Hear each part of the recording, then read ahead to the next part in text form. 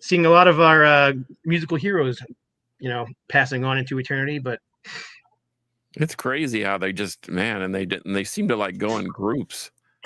yeah, and it's funny because when I think of he's fairly young. He's probably our age. I mean, he's got to be in his late 50s to early 60s, and then you got guys like Mick Jagger and what's his name, the guitar player from the Rolling Stones, whose name is Keith Richards. Yeah, how that are still hanging in there and still playing shows. I'm like, how? Wow. how are they? Even guys like Biff Byford, they're from Saxon. He's Halford's pushing 70. I think Halford is 70. Oh, okay. Well, there you go. And they're about to tour again. Steven Tyler is the same way. I mean, there's a lot of those guys up there, but man, we're losing a lot of the youngers in their 50s and 60s too. But I don't know. I can't say this about Larry because I didn't know him, but I'm sure a lot of it is due to lifestyle choices and how tough a lot of these bands were in the 70s and 80s on their bodies.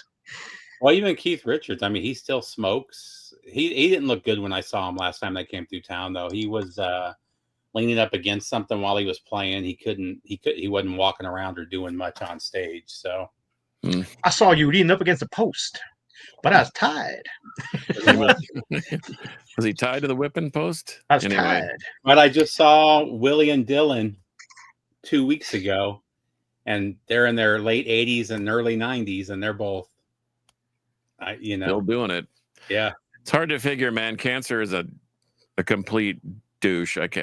So many people that we've lost because of cancer, and who knows? Now's the worst time to die of cancer too, because they have all these breakthroughs happening right now and testing and stuff. So it sucks. Boy, I'm not a conspiracy theorist, but I do know people in the medical biz, and it would be a real shame if they actually had a cure, but they just, it's the hospitals need patients to make money. Big Pharma needs patients to make money. So I don't know. Anyway, we're not here to pontificate about politics. And be all sad and bummed out. No. Right on. So, Steve, you got any shout-outs? No, nothing today. I'm good. Right on. I will say if that Dylan and Willie show comes near you, man, it's worth going to. Holy shit, that was good. What show were you at last night? I saw you at, I think it was last night. You were at a show yesterday? Yeah, I took my wife to see Collective Soul. Okay. Live. They're both big 90s bands. And Collective Soul was from here. Both bands were good, but man, Collective Soul was a good show. They played all their hits, but man, that singer is one of the cheesiest guys on stage. He's wearing this like electric blue suit, and the suit pants or shorts. And he came out with his cowboy hat on, but he had the cowboy hat on backwards for like the first two songs before he realized it and flipped it around. And then he had like blue glitter on his chair. It was so ridiculous, man. So over the top. Well, so, yeah. At least he's trying to be a showman and not just to get up there in his blue jeans and sneakers and stare at his shoes. So yeah. Is there anybody's speaking of cheese? Anybody interested in seeing the David Lee Roth tour? Nah. I mean, if I got cheap tickets or something, I wouldn't mind going to see him. I've heard he actually sounds a lot better these days, and the show's pretty good. But I don't know. I mean, who's live in his band, I wonder. No idea. Yeah, but yeah, he's playing the casino just up the road from us. I mean, I saw David Lee Roth in the Eat 'Em and Smile tour, and there's just no way he's ever going to top that lineup or that show. No. Even that last tour he did with Van Halen, like that Van Halen in Japan, I didn't think he sounded good on there. Well, that live album they put out was horrible. Yeah, that's what I'm talking about. Yeah, the live from Japan. Yeah, that was awful. But Eat 'Em and Smile, he was good. And was Cinderella? Brother Lee's here. What's up, Brother Lee? George, our brother George, who was on the show just last week, I believe it was, or was it the week before last? I think it was last week. And I see Scott is wearing an English band shirt too. Yes, I am wearing a $7 Rolling Stones shirt from Sam's Club. I was in there the other day, and they had this clearance band shirts, and most of the crap I didn't care about. But like, oh, cool, that's a cool Stone shirt. I'll grab that for $7. I'm wearing the shirt of a band that was metal at one time. No, I got that hat on too. Yeah, you could even pull those for today's episode since we're non-metal. Yeah, I know, but it's non-metal or non-hard rock. So you got they're at least a hard rock band at most points. Well, speaking of which, today's episode of Carcass John's Alter Ego on 128 dB Rock is bands that change their sound or their genre. And right out of the gates, I'm going to play Metallica, Fight Fire with Fire, and then something off of Saint Anger. And you tell me there's not a vast difference in that giant chasm between records. Oh, yeah. And that's not even the biggest difference. The biggest difference would have been like that and is it Refuel? No. Load and Reload. Reload, thank you. Fuel and Refuel. Yeah. Oh, there you go. Play Lulu. Yeah, right.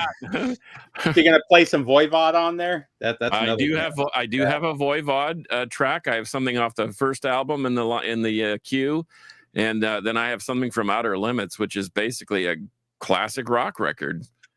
Yeah, they changed their sound so many times. And then I end up. I'm going to end with Morbid Angel. Thanks, Scott. Thanks, Rob. For the Voivod's one of the few though that every time they changed their sound, it worked. You know, it was all just good. They're quirky and weird. There it is in a good way. Yeah. Hey, I have the tracks, and they. I mean, it's industrial for sure, and if you like that, and man, Steph really loves. She's like, man, I dig this, and I'm like, yeah, I know, but it's not Morbid Angel. So.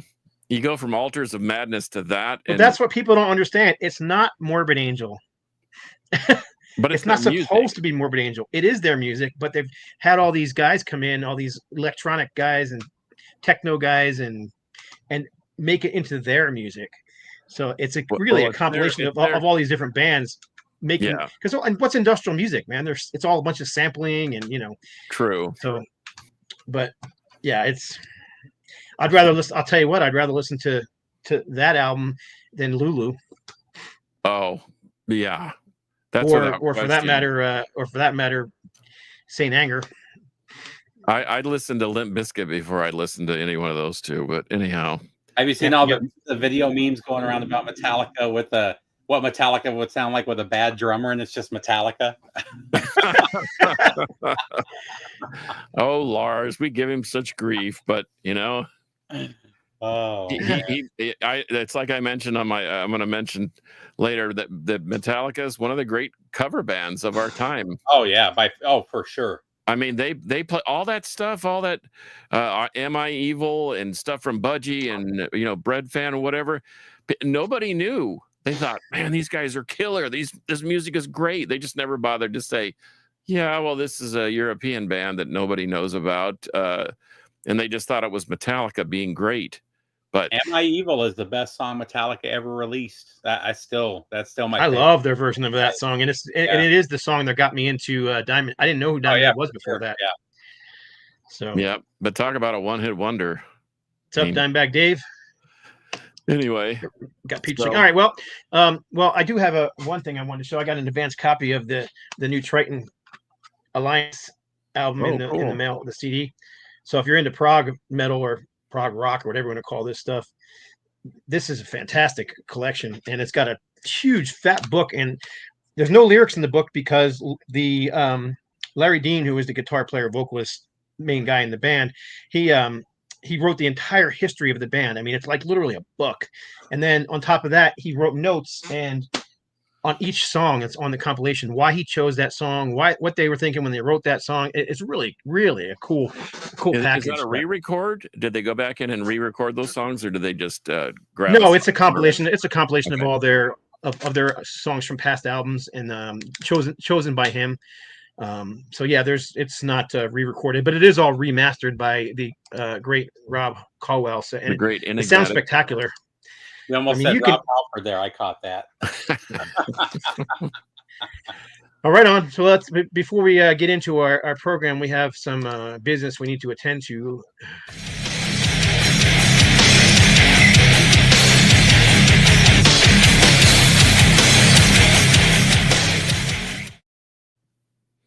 I could throw anything. I could throw anything up there. I just want to hear the song. But anyway, well, I've been on a. Whoops, sorry. What happened? I clicked the button by mistake. Sorry. I was going to say I've been on a Kiss bender here lately. And me too. That's funny. I've just decided that I'm going to just listen to every record that they ever put out, good, bad, or indifferent, and I can't get this one off the turntable. That's my favorite. It's still one of my favorite. I go back and forth between that one and Hotter Than Hell, but they're just fantastic. I have a new appreciation for Hotter Than Hell. And but Dressed to Kill used to be my favorite, and we have a family story about that too. But this thing is really good, man. So my rock and roll pick of the week is Rock and Roll Over, and I think that if you're any type of good music collector or metalhead, you should have this in your collection. And I think I mentioned this once before, but before you go into your metal pick, let me show you something real quick. Okay. I just picked this up recently. This thing is fantastic. It's literally the band live in '73, and there's like 4 tracks on here that they never recorded. Life in the Woods, Simple Type, 3 tracks, and Acrobat, all of which are like 8 minutes long. Really good, and surprising sound quality. You can get this thing at, oh my gosh, I forgot the name of the store. It'll come to me, and I'll let you know. But anyhow, if you're into that early Kiss stuff, it's pretty cool. Okay. Well, Rockadrome. You get it at Rockadrome. Yes. Just down the road from me. I just drive down there and grab one. Okay. Does he have a storefront? He has his house. Oh, okay. And his garage and a huge. I buy so much shit from him. Yeah, a large living room with lots of record racks. Okay, look. You can say what you want about Testament. You can say what you want about Exodus. You can say what you want about Metallica. You can say what you want about any of those Bay Area bands. But for me, this album right here is the pinnacle. Heathen, Sadist, I've seen them all. Blind Illusion. But man, Violence, Eternal Nightmare is an absolute masterpiece. And this is the remastered double album on Wax Maniacs Records. And it's got a bunch of previously unreleased. It's got Kill on Command or Torture Tactics, Eternal Nightmare from the Mechanic demo, Paraplegic, Bodies on Bodies from the Mechanic demo, Kill on Command from the Mechanic demo. The CD actually has a live show, and you can hear me screaming at the stage on it because I was there. But anyway, Violence, Eternal Nightmare is a must-have. And say what you want. I remember the whole story because my friend Mikey Bonaventura used to tech for Phil Demmel, the guitarist, and I have a demo tape and I've yet to find it, but it's on my list of things to dig for. But they were MCA when they signed with them and did Oppressing the Masses. They were trying to get Sean to change his vocal pattern and become more. I don't know, like they really like the Death Angel thing. So they were trying to get him to sing like that. And I thought, no, don't do that. Because that's what makes Violence so unique is that his cadence and his vocal pattern almost follows the melody and the guitar. It was almost like a third guitar. And so anyway, Violence, Eternal Nightmare is my metal pick of the week all day, every day. And of course, Rock and Roll Over by Kiss. Can't go wrong with either one.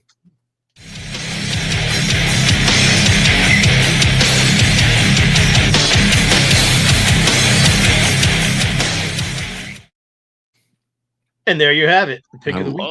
I love that theme song. Thank you. We are so professional now. We are professional. That's bad to the bone.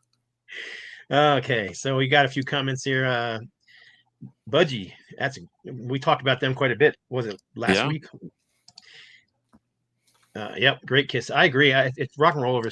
I don't know. I say it's my favorite, and then I say Hotter Than Hell is my favorite the next day. So it just depends. There's just so many cool. It's pretty rare that I tell people to buy the reissues of any albums. Those 2014 reissues of all the Kiss albums sound so good. I recommend those over any of the originals. They did such a good job on those. Yep. Metal Kev with us. We'll try and keep the language to a PG-13 if you're listening at work, unless you work at a tattoo shop or a mechanic place. Or a brothel. I'm not judging anybody, man.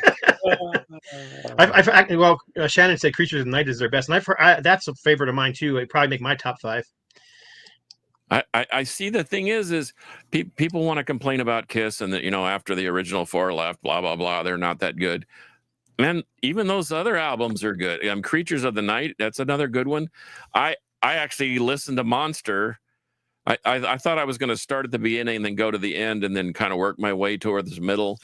And I just listened to Monster, and that thing, that's pretty good record, man. Psycho it's not bad. I don't know why people think it's such a horrible album. It's not horrible. It's just not their best. That's all. Carnival of Souls. Brother Lee is reminding us about Larry Gilstrom. Yeah, we talked about him right on the top of the show, passing away. It's a bummer. Yeah, but hey, let's get into the show. Canadian buddies, though, because we're all in almost 20 minutes in, and I know we've all got at least 10 records to show. So this particular show is the non-metal show.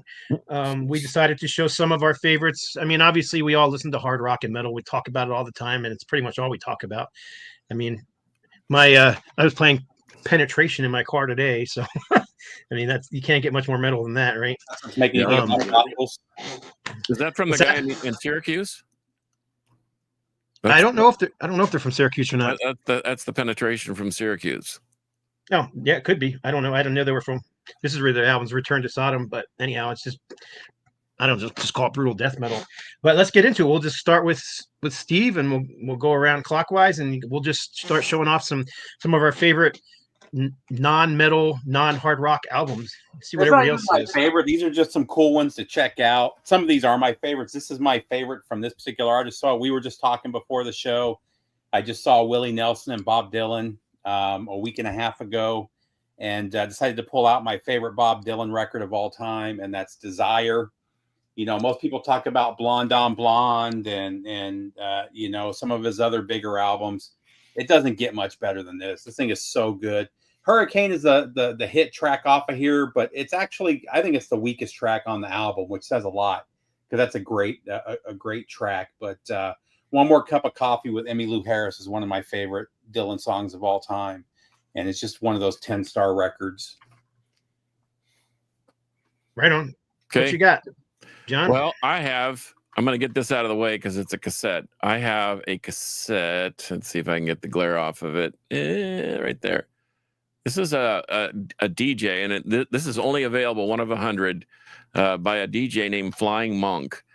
This is Closing the Void, and I saw this guy perform this entire album in Amsterdam at a record store party. They had a place called Zwart Goud, which is black gold, and they had been open for 3 years, I think, at the time. And they invited me to a party there, and I saw this guy perform this whole thing, start to finish, and it was a game changer. The thing is about, and it's kind of a trip hop ambient. You know, if you like Portishead, Massive Attack, Biosphere, that type of thing, Sneaker Pimps. This doesn't have the vocals; it lets the music do the talking, basically. But to see those guys actually work the sampler or do a drum track while they're performing and then cut and scratch with live vinyl, and it's not computered, and it's not there's no laptop where you push a button and then you act like you're turning buttons. It's nothing like that. It was actual real instrumentation. But anyway, Flying Monk, Closing the Void. It's on an obscure Japanese label called BFO. And anyway, this is one of my guilty pleasures, and I highly recommend it if you can find it. If not, go to Bandcamp and download the tracks for like $4. Right on. I'm gonna go. I didn't get these in any particular order or anything, but I never know how to pronounce this guy's name, so excuse me if I say it wrong. But Jean-Michel Jarre, I believe is how you say it. Jean-Michel Jarre. Yeah. Yep, that's what I said. I'm not sure if the J in Jarre is Jarre or how you do it, but in any case, John Michael Jerry. Yeah, John Michael Jerry. See, in Texas, that would make him a death row serial killer because he's got 3 first names. But anyway, that's a killer record. It is a killer record, and I picked this up at a used store when I was a teenager because this came out. God, it had to be mid-70s. Maybe even earlier than that, 72, I think it looked like I said. Maybe, I don't know. I can't remember the year. But I picked it up because of the album cover. I mean, I really did. I was, back in this, didn't have YouTube and all that kind of stuff back in the 70s when I was buying records, and just saw it bought it for a couple bucks, picked it up, and absolutely loved it. But I don't even know what you call this stuff. New wave. It's like electronic sound, electronic ambient soundscape. I think I told you that my art teacher used to let us bring in a record on Fridays, and we'd have drawing time for an hour, and we'd listen to records. Well, Chick Corea, that's how I got introduced to Chick Corea, but that was also one of the records that my teacher Mike Stanner brought in, and we listened to the heck out of that. And there's a second one that's got parts 7 through 12. Yep. And then his brother actually does something similar. And just another cool fact, Jean-Michel Jarre came to Houston and used the city skyline to it was like for a 4th of July bicentennial show or something, but he was shooting lasers off buildings, and it was all to music with fireworks and everything. And they've got it on, you can buy it on vinyl, the whole performance. But yeah, that's a great record. I love that record. I have, and this is not his first album. I probably have 4 or 5 of his albums, but anyhow, so after buying this one, I obviously started looking for more, but definitely not hard rock or metal. No, but very, very well done. Very cool, especially if you just want something to chill to. It's, that's how it kind of, yeah. So right on. You're up again, Steve. So this next one's a very well-known band, especially if you're into glam. A lot of people, I don't hear many people talk about this record though, and it's become one of my favorite. It's Brain Capers from Mott the Hoople. So this one, the early Mott the Hoople is almost like a Dylan sounding. They were kind of going for that Dylan sound, and this is them getting away from that. You still hear a little bit of that, but you're starting to hear the glam that they would become on the next couple records. And man, if you run across it, it's just fantastic. It was one that. I do a live show on Friday nights with a couple of guys, and they played a song off of it, and it was something I had never heard before. I didn't even realize it was Mott the Hoople, and I went and bought this record the next day. So highly recommend picking this one up. Yeah, I mean, you won't get an argument from me. I recommend any Mott the Hoople record, so because I love that band. But yeah, their first couple records were definitely different, and then they started getting into the more 70s glam style. Yeah. But yeah, we're getting a lot of comments. Appreciate all the comments. I'll keep putting them up. That's cool that somebody picked up the album because I recommended. Thanks, Metal Kev. Appreciate you letting me know that. Sure. And someone mentioned Eloy. That's a fantastic band. Their albums are a little hit and miss. They're kind of like Nectar. It's like, and they're still putting stuff out. Yeah. I'm gonna follow Scott's example and get something more ambient. I don't know why people hate this record so bad, but I love this record. This is the most brutal technical death metal band going these days. But this album is not that at all. It's, well, like the label says, it says experience the new EP of the cosmic, cinematic, and epic dark analog psychedelia for those that love Tangerine Dream, Popol Vuh, and Dead Can Dance. This thing is a perfect ambient soundscape record. And once again, I guess that's how I clean my palate now that I'm thinking about it, between the Flying Monk and this Time Wave Zero by Blood Incantation. I put this on the turntable regularly, and I have it in a loop on my at my workstation here when I draw, because it's just so chill and it's so cool because it's cosmic and you can almost see the stars and the galaxies out and about all around you. I just don't like it. I just don't like it on vinyl. That's more one, because you need to listen to the whole thing nonstop. And that's why I bought I bought the CD and the tape and the when I want to listen to that, I stream it. I never pull out the record. Well, and I tell you what, they do a live. There's a Blu-ray of this whole entire thing plus another track, and they did release another ambient record called All Gates Open.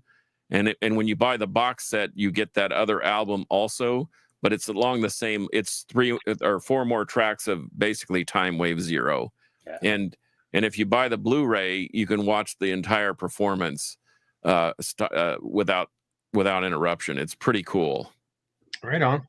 Well, my next one's going to be totally different from the last one, but oh man, I love that. Computer Worlds. Yeah, I mean, this is different sound from their earlier records. Obviously, they were kind of almost prog rock band, and early on. But this is, I don't know what you call this. Well, Yeah, they I mean, that's when they put all started the getting good. instruments. Yeah, they put all the instruments away and just went to keyboards and loop machines and drum. Yeah, and computers. They were actually using computers at the time, and computers weren't exactly the what we have these days. You know, back No, it was more back like when this thing came out. Nintendo 64s or whatever. Yeah, they did that one, and Transatlantic and Autobahn. Man, those are Autobahn. Yeah, looks a bit like they look a little bit like Devo on the back. They still kind of look like that when they do their live shows. Yeah, they're a little plastic looking. But I don't know. I mean, I have several Kraftwerk albums, and I guess they're classified as krautrock. But this has just always been a favorite, and it's probably because I had, again, this is another one I picked up when I was literally a teenager, and back when I was a teenager, I didn't have this. Yeah, you had like 20 records or 30 records, so you were playing them a lot, and this is one of the ones I just played a lot, and I still like this band today, not just this record, but this is still one of my favorites. And I think I told the story once before, but I was playing that record one time, and my son, who was also an adult, says, "Dad, what are you listening to? Sounds like you're listening to somebody playing music on a calculator." So I was like, and he would be right. Yeah. So anyhow, Kraftwerk and Jean-Michel Jarre. Those are my two choices so far. Way outside the metal spectrum. All right, so my next one is one of my favorite records of all time. This is one of those records. It came out in 83, I think, or it was recorded in 83 and came out in 84. Oh, 82. Man, I'm way off. Came out in 82. I first heard this in 91 and thought it was a new record. And I remember playing it for somebody in the early 2000s, and they thought it was a new record. It's just one of those albums that was way ahead of its time. You've all heard songs from it. It's just one of those perfect albums, and none of their albums ever sounded like this again. But it's a self-titled album from the Violent Femmes from 1982. Mm-hmm. Man, this thing was so good. I this album cover and then the sound, it just makes no sense. But man, these guys were the Pixies, and these guys were 90s alternative and all of that, 10 years before any of that happened. Of course, Blister in the Sun was the big hit off of this, but this entire album is fantastic. They kind of went country rock, alternative country rock after this, and I like that stuff too. But man, this is just one of those perfect moments in time. So, self-titled from Violent Femmes. Nice pick. Okay, I'm getting back into the rock scenario here. Elder.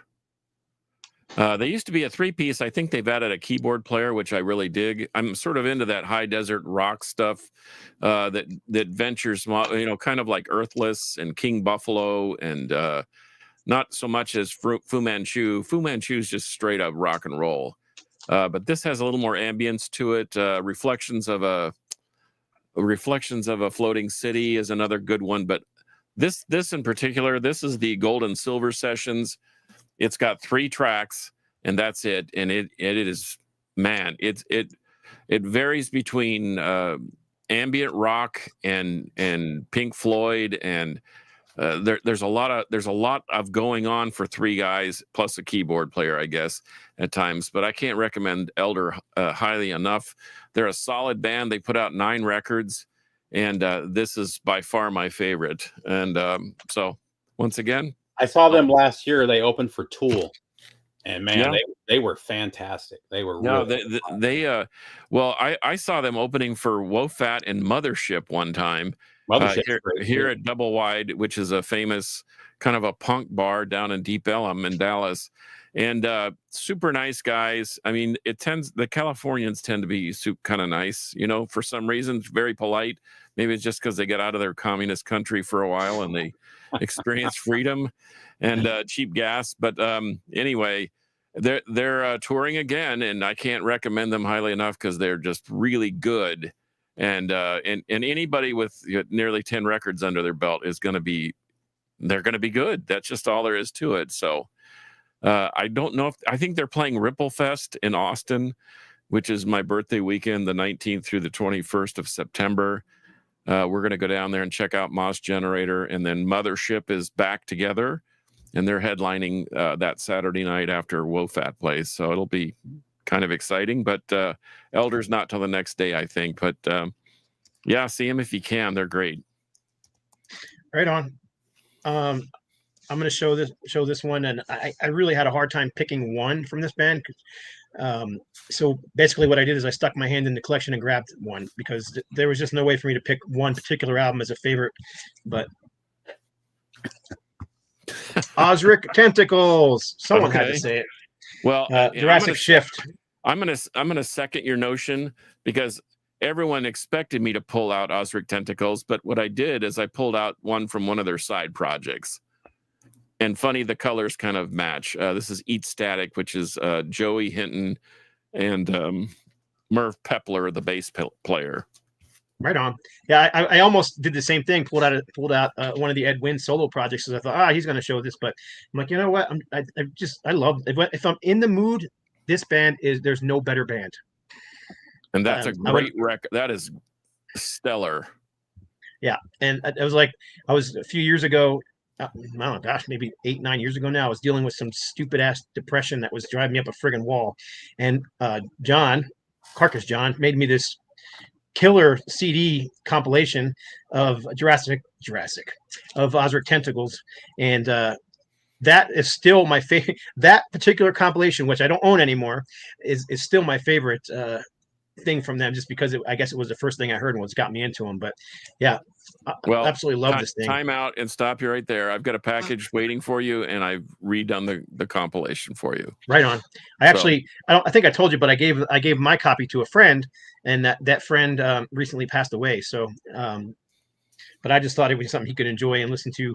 That was outside of the, like, dude, put it on when you're not in a metal mood and see what this does for you. And he apparently liked it a lot. So yeah. Well, you got another one coming. Right on. I appreciate that. What do we got here? Hey, I see we're getting a few posts, but I'm kind of curious. Tell us some of your guys' favorites. Hey, John De Laurentiis. One of my favorites to chill out is the Atmospheric Andreas. Oh my gosh, I'm gonna butcher that name. There you go. White Winds album. Yep, that's a great. I know the name, but I don't know the album, so I'll have to check into that one. That's a great record too, by the way. John's been on the show before. I think he did one of our prog metal shows with our prog rock shows. That's right. So. Yeah. Anyhow, right on. So who's up next? Devo. So for those of you that are Hendrix fans, you guys know about the Band of Gypsys. So the first Band of Gypsys album was recorded live on December 31st, 1969, and January 1st, 1970. And then they took the best of each show, and that became the Band of Gypsys album. Well, this is live at the Fillmore East. This is the first show from 12/31. This is the full show. This is one of my favorite Jimi Hendrix live shows. This is so good. The versions of Easy Rider and Changes and Machine Gun on here are just 10-star. Yeah, you can't go wrong with any of the Hendrix stuff, to be perfectly honest. Even some of the bootlegs that are kind of rough, it's still pretty damn good. But man, this early, and this was like 3 or 4 weeks after Band of Gypsys got together. So they weren't even together for that long when they did this. And this is just a 10-star show. So highly recommend picking up any of the Band of Gypsys, but this show specifically is really good. I couldn't say it any better, Steve. That thing is a great rendition. We're getting some interesting things. We got Vandergraaf Generator. That's a great pick. As a matter of fact, I was just listening to one of their albums the other day. It's right behind me. And let's see. I've been digging James Gagnon and Joe Walsh. Yep, good stuff. Wishbone Ash, another great one. James Gang right there. There you go. Okay, I'm gonna pull this one's out of the fire. This is Ida Priesty and Andre La Jolla. My mother, this record's actually older than I am, believe it or not. My mother used to play this, and I have several other albums. But this thing is fantastic, and you talk about chilling in a different kind of way. It's classical Baroque guitar, and I could listen to this thing every day, and oftentimes do just put it on. But this is the original album. This is, I think, from 58 or 57. But it's still in great shape. My mom took really great care of it back in the day when they used to like label their records with their name because they would loan their records out, something I don't normally do. But if you're ever in a classic mood, I love guitar, the whole idea of guitar. I guess drummers always want to be guitar players for some reason, and vice versa. But this thing is great. This has a lot of childhood memories, and I've been listening to it literally all my life. My mother said even when she was pregnant with me that she would listen to this record to try and soothe me and calm me down because I was very active in the womb, evidently. But anyway, Priesti and La Jolla, Baroque music for guitar, for two guitars. And they have Handel, Scarlatti, Pasquini, Marcello. You can't go wrong with this, man. This is just fantastic. Right on. Good choice. This is another one I got when I was a kid. I was going to youth group at the Baptist church that I used to attend in New Jersey. And I would show up to youth group wearing my Molly Hatchet, Jack Daniels, Aerosmith, whatever shirts. I didn't care because that was who I was. And I got along really well with the youth pastor. His name was Kevin, and I'm still friends with him to this day. But they would always try to get me to listen to the Christian stuff. And at the time, that was the 70s. It was like Sandy Patty. They were into, or the Raindrops Keep Falling on My Head guy. What's that guy's name? Raindrops keep falling on. Oh, we know head. the song. Yeah. Anyhow, that dude. It was just and they were just like pushing all that kind of stuff. Keith Green, that kind of stuff. And there's nothing wrong with any of those artists if you're into that kind of stuff. But I was wanting Led Zeppelin and The Who and Black Sabbath, and that wasn't it. So I would go over to my youth pastor's apartment because he lived in walking distance from my house, and he had a bunch of records, and he turned me on to this album, and I've been a huge fan of it ever since. But this is Phil Keaggy's The Master and the Musician. Honestly, one of the best guitar records ever. And Phil Keaggy's one of the best guitarists ever, in my opinion. He's not a shred guitar player, but he's very unique. His albums are all over the place musically, from rock to prog rock to this kind of instrumental stuff.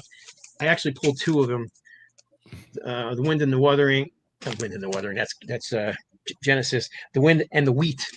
Another great just instrumental album. This one's almost all acoustic guitars, where this one's kind of a mixture of electric and acoustic guitars. There's actually a remastered version of this out too that you can get with a bonus track or two on it. But yeah, absolutely love Phil Keaggy, one of my favorite musicians. I even like his rock stuff, and I probably have 15, 20 albums from him. But this is the one. This is my go-to record. It's also good music for background music when you're alone with the wife, if you know what I mean. So I also pulled this out just because I'm going to give it a little bit of a. This is Cosmic Cathedral, brand new album, just came out this year, maybe a month ago, and this is Neil Morse and Phil Keaggy together. This thing's freaking brilliant. Such good prog rock. I'm just blown away by it. Matter of fact, somebody's going to be getting one of these in the mail real soon because I liked it that much that I ended up buying some extra copies and sending them to some friends. So, yeah, Phil Keaggy and Cosmic Cathedral. And that's it. You're up, Steve. So this one's kind of an iconic album cover, but not a lot of people have actually heard the record, which is sad. This is kind of the beginnings of Americana. There's a little bit of country rock and roots rock here, but this is one of the most important guitar players of the late 50s and 60s who put out this perfect album. I think it was 71 when this came out, and it was a totally different sound. And this, every time I listen to this, it still blows me away. It's the self-titled album from Link Wray.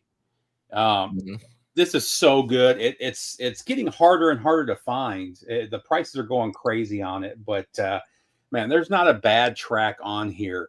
If you're into Americana, like I said, this is kind of the beginning of it. Roots rock, country rock had been around for a few years. He was definitely getting in on that whole sound.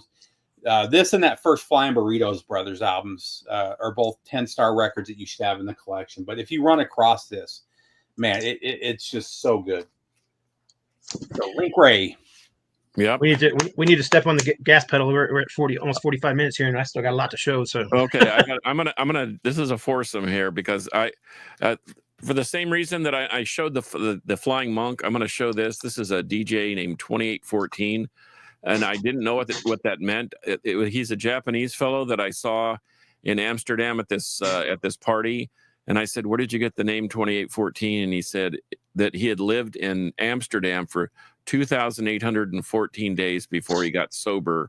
And once he got sober, he's never looked back. So 2814, this is ambient soundscapes to the max. Think about Blade Runner with a little bit of turntable work in it. But that's what this sounds like. And once again, I sort of have this affinity for that whole thing, like Robert Rich, Neurogenesis. This guy's put out like 50 albums, he and Steve Roach. In fact, they just did a show with Blood Incantation in Denver, and I'm sad that I didn't get to see it. And then I pulled Tangerine Dream. Speaking of krautrock, that's what they used to be. They were like Kraftwerk. They were just nothing but a 4-piece guitar, bass, drums, whatever, keyboard, krautrock band. Then they went completely off the rails with this album, Sight, which is a double album, and it's just killer. My daughter used to say that sounds like creepy Halloween music, so I used to play it in my garage with a bunch of flashing lights that you could see, lift the door up just a little bit so it looked like there was something crazy going on. But if you're going to start with Tangerine Dream, start with this one, Green Desert. This thing is so amazing that this is where I would start. Not Stratosphere, not Cyclone, not Sight, not anything else. Tangerine Dream, Green Desert, and you won't be disappointed. I'm going to actually write that down because I don't have that album. Yeah, that is, man, and it's hard to find. And if I have a second copy, I'd be happy to send it to you. But Sight, Z-E-I-T, which means time, is fantastic too. But Green Desert for me is a winner all the way. Right on. I'm going to flip it around to another band similar to styles of the first few bands I sent, but this is Mike Oldfield's, and this is Airborne. Most known for his, Tubular Bells, which has been used in a bazillion movies. But this is actually my favorite album from him, and this is an American-only album. It never was released in Europe. It's a 2-album set, and the second record is basically Tubular Bells played live, and I absolutely love that live. I used to have a cassette version of this, and it was one of those extra long, and the whole side 2 was just the live version of Tubular Bells, and I used to just kick back. And remember back in the days before we had cell phones, and you would just lay on your bed and listen to music and dig it. Yeah, that's I used to do that all the time to this record. Also love the artwork, but yeah, this is very cool. I don't know, put this with the Jean-Michel Jarre albums because it's kind of in that vein, I would say. All right, Stevie, you're up. Yeah, he's got another one called is it 5 Miles Out, where it's just the clouds and an airplane on the front cover. That's fantastic too. Yeah, I've got several of his. I like his stuff. Again, got to be in the mood for it. But, was Tubular Bells because you were looking for a copy of it. Yeah. So I'm gonna go hip hop this time. Man, when this came out, I was blown away by it. I was a metalhead. I wasn't really into hip hop. This is kind of hip hop's answer to heavy metal. This is a super group, so it's Gravediggaz. It's hard to see because of the silver paper. But man, this was so good. It was a super group. So you got one of the guys from the Wu-Tang Clan, Kool Keith. I can't remember where the other 2 guys are from, but they were all from big bands. This was like 95 or 96 when this came out. And this is horrorcore rap. Man, just check it out. Did you say horrorcore? Horrorcore.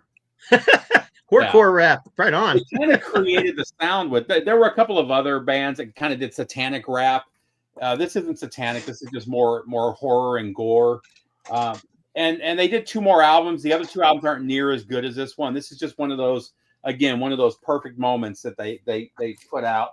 And it finally got released on a really nice vinyl pressing by Vinyl Me Please before they imploded.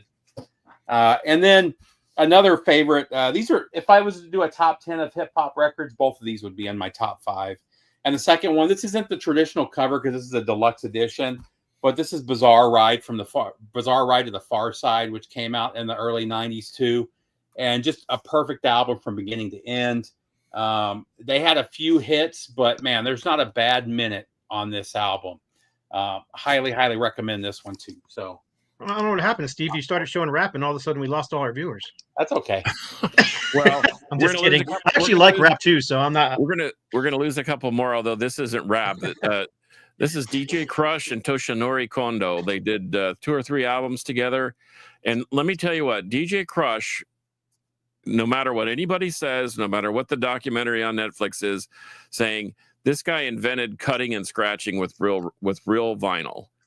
And the story goes, he came from Japan to visit his parents in New York City. He got stuck. He didn't have the money to get back. So he started doing this, training these guys on how to do, the cut and scratch thing. But this thing is fantastic. It's ambient soundscapes, and Toshinori Kondo is like the Japanese version of Miles Davis. So you have the turntable aspect of it, and then you have the trumpet aspect of it. It's very jazzy, very fusion filled. But this thing is just, once again, this is one of those chill out, light the candles, fill the tub with suds, and pour your wife another glass of wine type deals. But this thing is excellent. And do a deep dive into DJ Crush, and it's Krush. And I've actually seen him 3 times. I saw him once as the backup for the Roots when they were doing their acoustic and their turntable deal when they had DJs. But this guy is absolutely killer, man. You should check him out. He was also at one time a member of the Yakuza. Allegedly. He's got a crazy. No, he's talked about it. He's got. I know. I'm just kidding. Yeah.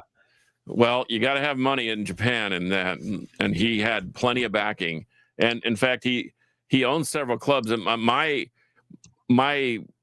of my bucket list items is to see him in Japan in a small club, because he's amazing. In fact, my son, when he was still with us, his first 2 gigs were to see DJ Crush, and it was mind-blowing for him and even more mind-blowing for me. But anyway, right on. My next one is, I don't know, you guys is going to call this new wave again, stuck back in the 80s, back when I was a teenager. But Gary Newman. Wow. This is still my favorite album from him, and I still play it regularly. But this is Telecon. I don't know if it's ever been reissued, but this album is always tore up. Do you ever notice that? If you find these copies, they're always tore up. They're either like ripped, and they always have major ring wear. And I don't know, maybe they went to a whole lot of parties and they had like beer stuck to them or something like that. I don't know. The Two-Way Army stuff is really good too. Yeah, the Two-Way Army stuff is great. And this is what, his third, I think. Yeah, Pleasure Principle, was that the first one or a second one? I think that was this. Actually, you know what? I have his discography, I think, right here. Pleasure Principle was the first. Yeah, it was the first one. And Telecon was, and then Telecon was the second one. And I love that song Cars too, and I could have pulled that one as well, but this is, the song Cars is what got me into them back in the day, and then I went to a store and picked this up, and I've loved it ever since. Very, very 80s sounding. I don't know what else to say about it, but it's not metal. That's what I got to say about it, and I like it. Here, I'm gonna flip through a couple country-ish ones real quick. Now we're gonna lose the last 3 or 4 people watching. This is not straight up country. I'm just kidding. So this first one's a guy named Amigo the Devil. I actually saw him at a heavy metal festival. He was the only non-metal person that was there, and he started with like 30 people, and by the end of his set, there were like 600 people surrounding the stage. It was so good. It's just him on a banjo. He's got a full band now. It's not as good, but it was just him and a banjo singing these. They call them murder folk, is what they called it. It's kind of murder ballads, though. It's songs, Hell and You, I Hope Your Husband Dies, just Dahmer Does Hollywood, just crazy stuff. But, man, he's such a good songwriter. The songs are well-written and they're funny. Some of them are almost like psychobilly themed or horror punk themed songs, but the country or to banjo music, really good. Next up, a Texas guy, Cody Jinks, who's become big all over the country. This is before he got big, though. This album is called 30. It's kind of hard to see. This is a reissue of it called Backside of 30 with an extra song. He was a heavy metal guy. His first band was a metal band. He decided to go the country route, and, man, it doesn't get much better than this. And I was just talking to Scott about this before we went live. Whiskey Myers. Whiskey Myers started off more on the countryside, and they've progressed more towards straight up Southern rock. And I think this is their most Southern rock album so far. This is from 2022, and it's called, is it Tornillo? Yeah, Tornillo. Another Texas band. These guys are fantastic. I highly recommend checking out any of their stuff. But this is one of my favorites. This is more towards the country rock as opposed to some of the country of their earlier stuff. So, Amigo the Devil is going to be one of the openers for Acid Bath in New Orleans. Yeah, it's crazy the bands he opens with. Is he like a Hank 3 almost? No, he's totally different. Totally different than that. It's his own sound, man. It's something. Somebody told me. I asked somebody if they'd ever heard him. They're like, "Oh my God, you gotta see him." So I made sure I was there at that stage when he came on, and I was hooked. I bought everything he had after that. So.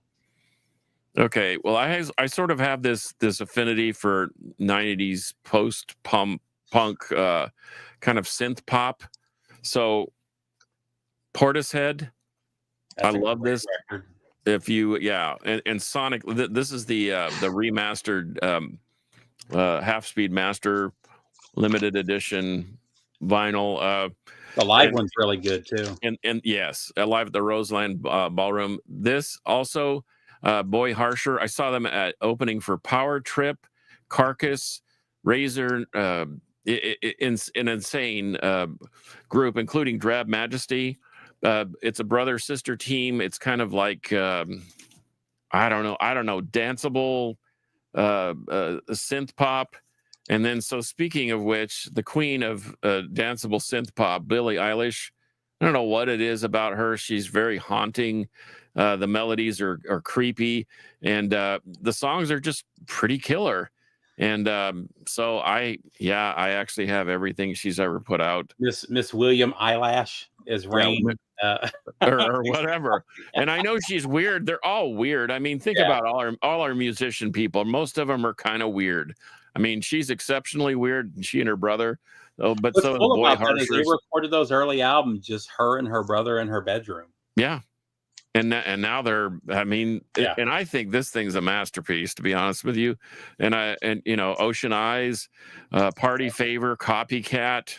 Ocean Eyes is one of the best songs of the last 10 years, and she was like 12 when she wrote that. Yeah. So say what you want, but 10 times better than Madonna. There, I said it. Go ahead, Scott. Never been a Madonna fan, but anyhow, I'm going to go the Southern rock route, and this is if you ask my favorite Southern rock bands, I'm going to say Blackfoot and Molly Hatchet, and those two, I love those two, but they kind of mix heavy metal and Southern rock together. So I obviously couldn't include them since they're more of a hard rock band than they are straight up Southern rock. But I'm going to go with Blue Jug. This is another one that we were talking about just before the show. So this band released 2 albums. This one's on Capricorn, and then their second one's on Areola. Blue Jug. Their main guitar player and songwriter, his name was Ed Ratzlaff, and they were touring with Skynyrd quite a bit back in their early 70s. I think this one came out in 73, and the other one came out in 75, something like that. And they were touring around a lot with Skynyrd back in the day, and MCA was going to pick them up, and they literally were in a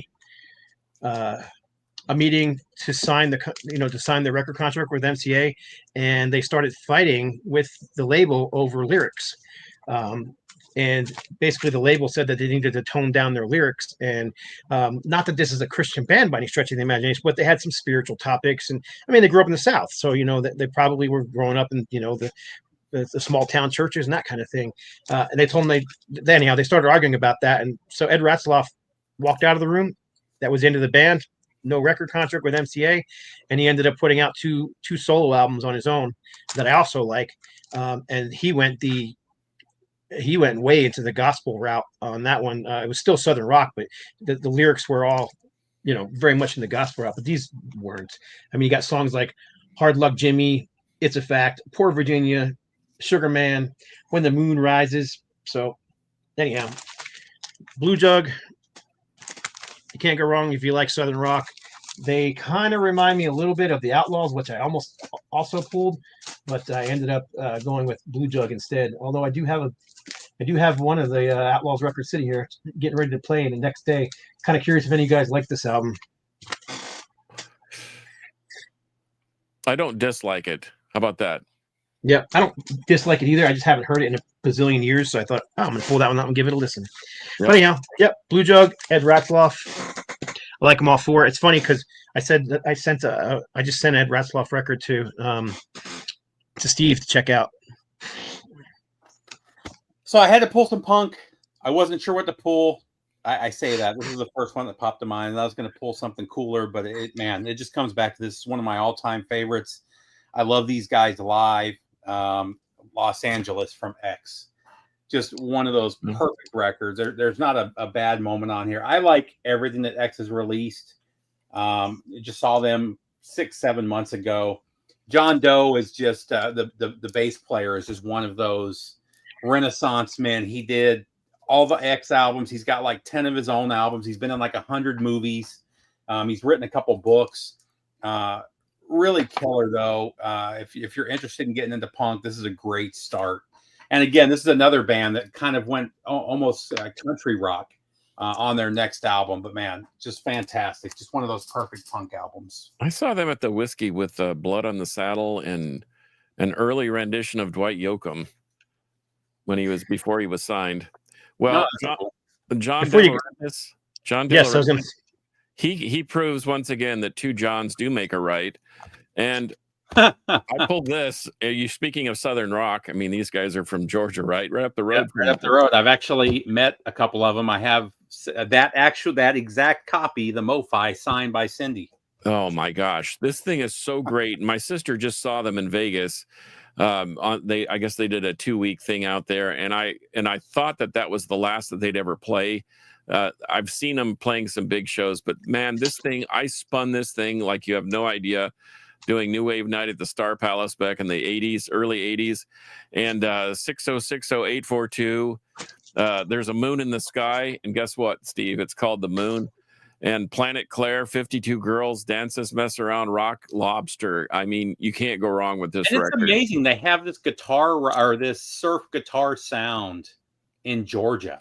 It's unmatched. I mean, I love and you know what? You hear some of that surf guitar stuff going on in some of the early thrash too. So, and it's sad that I can't remember the guitar player's name. It's sad that he died because those first two records are perfect. And they just never sounded as good after he passed away. Agreed. But B-52 is the first one, the yellow one and the red one. Because what was the hit on the second one? Quiche Lorraine or I can't remember. I was going to pull that one too, but I knew we'd be. Anyway. Right on. All right. I'm going to, because we're at the end, I'm going to show the two real quick. But do my last two after that.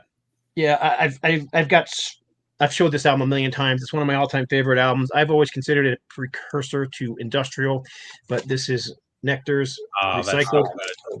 I've got both versions of it here. There's a new version now that's remixed too, which is on my want list as well. But there's these are two different mixes. One's German, one is US. Their first three records are like that too. The German mix is different than the US mix. Yeah, and the same thing. As a matter of fact, even the layouts are different. The US version is a gatefold.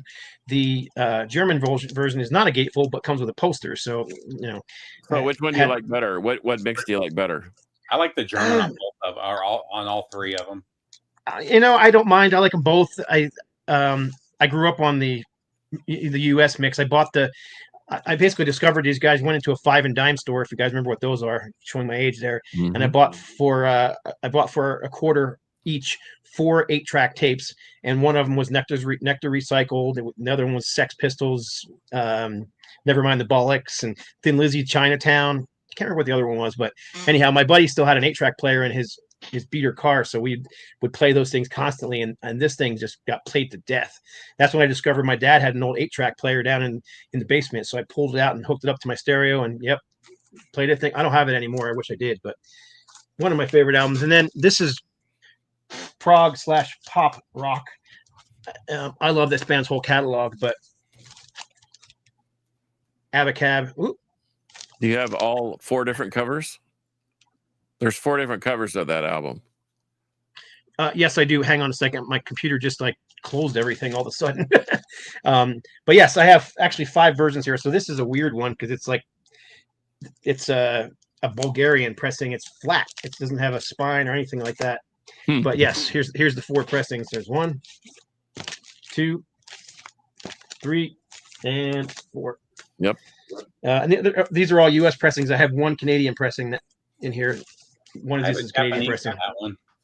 But I picked up the Canadian one when I was in Canada. But I know that they went to the more poppy route on here, and people don't tend to like the poppier stuff. Same with Duke and the self-titled Genesis album that followed this one. But there's still a lot of prog on here, and even the song Abacab is just like an 8-minute jam. Yeah. I mean, but I even like the hits, like No Reply at All, Man on the Corner, and all those songs from here.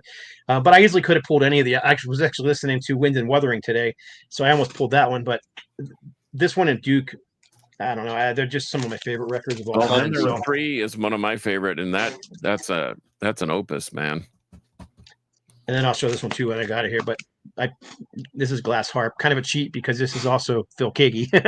But Glass Harp was a late 60s, early 70s. I don't know what you call it, prog psych rock band.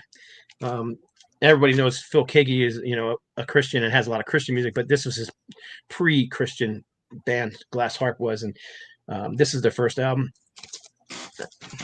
And yeah, that's it for me. What you got, Steve? 2 more. I had to pull a couple from the 90s. Not only is this one of my favorite records of the 90s, it's one of my favorite records of all time. I have a tattoo of Jesus on my left arm. I can't get it over. That actually comes from inside this album cover. This is a mix. I would call it a mix of Alice in Chains and Pink Floyd. But it's Mad Season above. Oh, yeah. This is just one of those perfect records, man. I never get sick of hearing this. If I was to do a top 10 of the 90s, this would probably be number 1 or 2. I just never get sick of it. Has that got Scott Weiland singing? No, it's Lane Staley from Alice in Chains. Lane Staley, and but it's got members of Alice in Chains and it's Lane Staley from Alice in Chains. It's the drummer from Screaming Trees. It's is it Mike McCready from Pearl Jam? From Pearl Jam. I can't remember. There's one more too. And then the singer from Screaming Trees, Mark Lanigan, is on here as well. It's just and the guitar on here. It's some of the best guitar of the 90s. It's the guitar. He has this kind of Gilmore sound when he solos, and it's just fantastic. It doesn't sound like Alice in Chains. It just, because Lane Staley's in there, it just gives it that sound. And he wrote some of this. He didn't write a lot of the Alice in Chains stuff. Some of this stuff is really dark, and this is still him at the peak of his addiction. I mean, he was super doped up during this.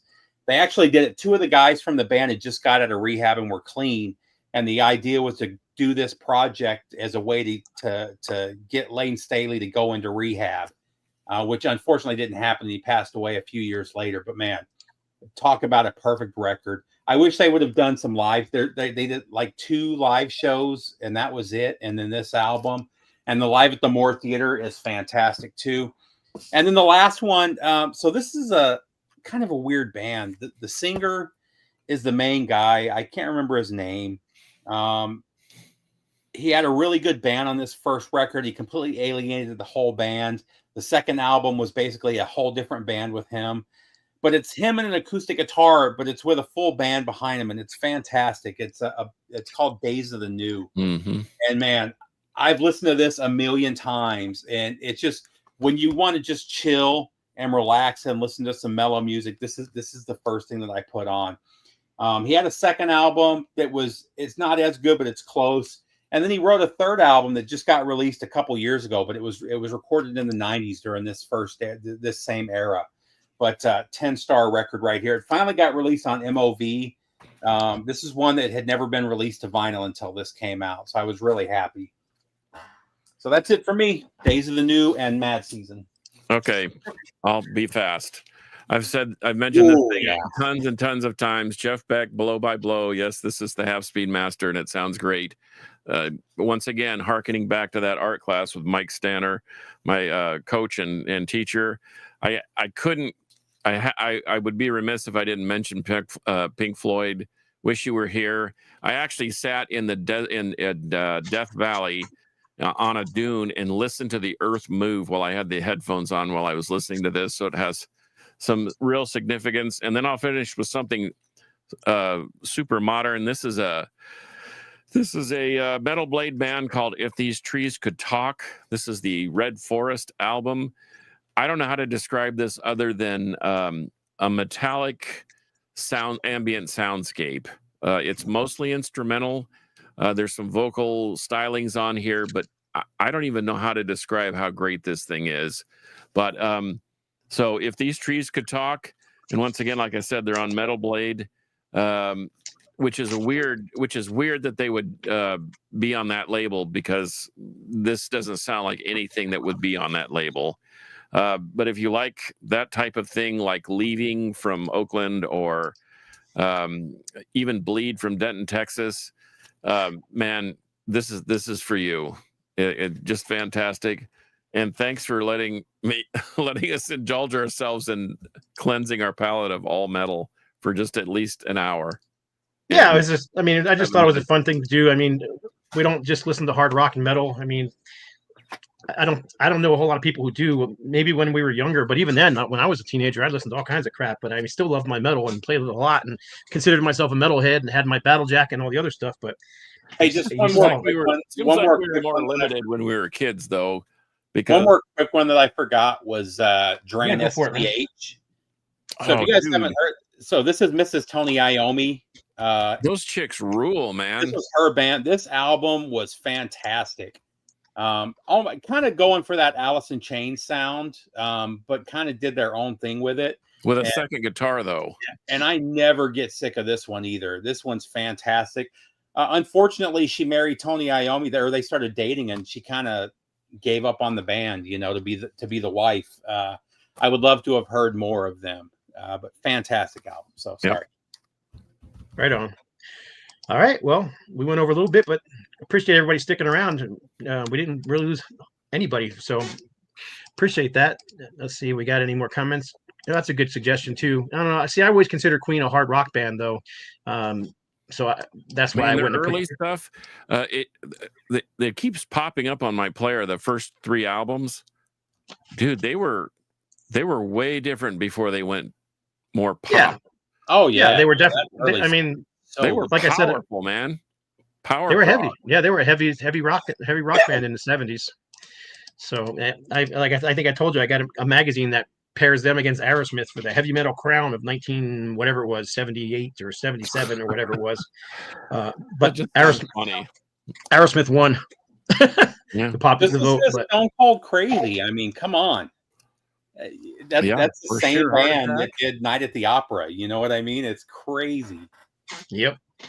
All right. Well, you can, let's see, let me find the little things here. You can find Steve at, if I can figure out where the banners are, there they are. You can find Steve at Harmless Rebel 868 on YouTube, and I believe you're available pretty much on Facebook and every other platform as well. Harmless _ man, I can't even say the word. Harmless _ Rebel on Instagram.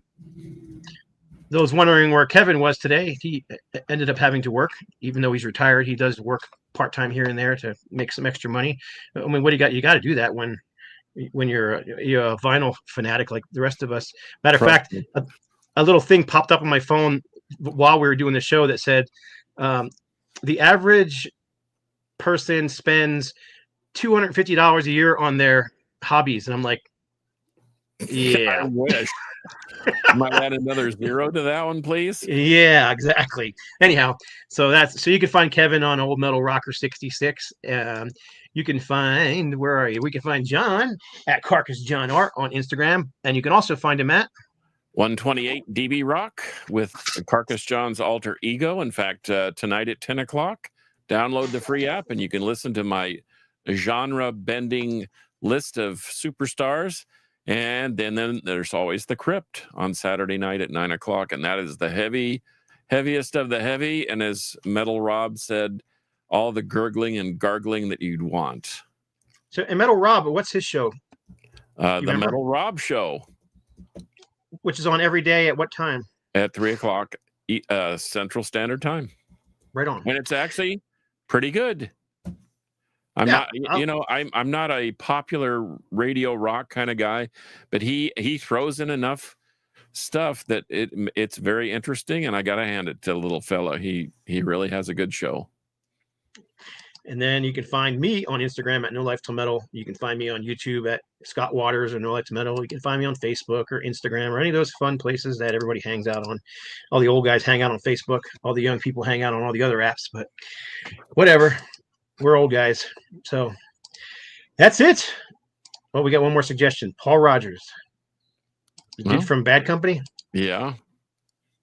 Yeah. Does he have a lot of, I mean, I know some Bad Company stuff, but I'm not like well versed in Bad Company enough to know his solo stuff. So well, he sang in Queen for a while too, by the way.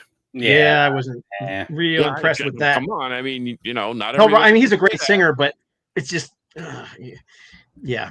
It would be you could. I mean, that would be like Steven Tyler stepping down and Paul Rogers singing for Tyler. It's just not the same thing. Not the same. Yeah, we're Led Zeppelin. There's just some of those bands where the vocalist is so ingrained into the band's sound that I think the only time that ever worked was Journey. I think Arnel Pineda knocked it out of the park, but that is an anomaly. But even then, they didn't really climb up any ladders. They kind of no, they stayed on the steep. It worked with AC/DC. Well, yeah, that's one of the few, but that was an exception because the singer died during their climb to the top. So yeah. Anyhow, we're gonna get into a whole nother discussion. So for episode number 278 of the non-metal roundtable today, I should have made that the title, huh? The non-metal roundtable. Anyhow, for episode number 278 of the metal roundtable, you know how we do it. Metal. Non-metal will prevail. Non-metal. Non-metal will prevail too. DJ.